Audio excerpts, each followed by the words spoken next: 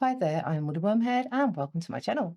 In today's tutorial, I'd like to talk to you about my favourite increases for garter stitch, the humble KBF and KFB, because there's two of them and they're opposite.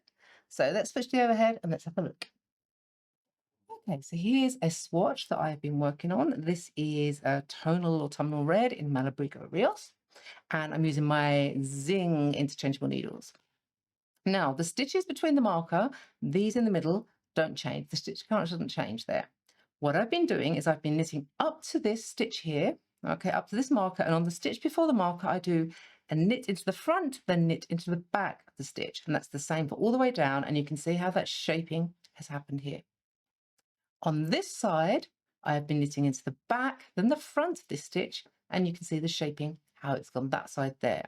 Now, when it comes to let me just start knitting while I explain this so I can get to that stitch and show you. When it comes to using increases in garter stitch, these are my favourite because they put yarn into the fabric. Lifted bar increases are the various types of increases that you use a stitch from the row below or a loop from the row below. Use yarn that's already in the fabric and therefore they tighten up the fabric. But in garter stitch, we want to maintain that squish. And these are the perfect increases for that. So this one, I'm going to knit into the front, wrap, pull it through, but we don't drop the stitch off, we leave it there. And then we knit into the back of it. And that is that increase there. Let me just do that again for you. So we knit into the front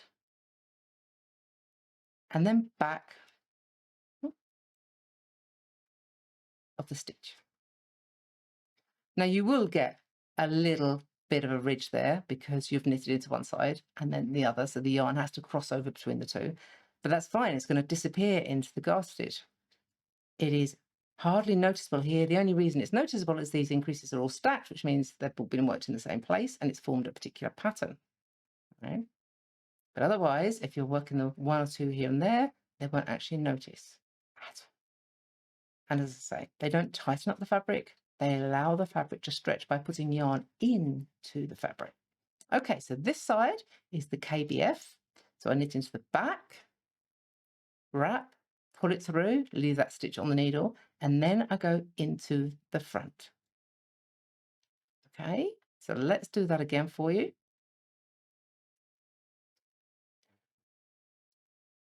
So we knit into the back, and then into the front. It's like that. Now, they're not perfectly mirrored because the bar will always end up on this side. However, because you're knitting it in different directions, they will end up pretty much mirroring. I do believe there might be a more perfect mirror, but I will have to investigate that if you're looking for a more perfect mirror decrease with these. Increase, sorry. But there you go. That's how you work a KFB and a KBF. Nice and simple increases that maintain the stretch of the fabric and don't cause any distortion at all. And there we go. That's how you work a KFB and a KBF. Not everybody's aware that there's two, but there are. And they do behave ever so slightly differently. And I will normally use them in a balanced situation. As I say, they might not be perfectly mirrored, but they will balance each other out.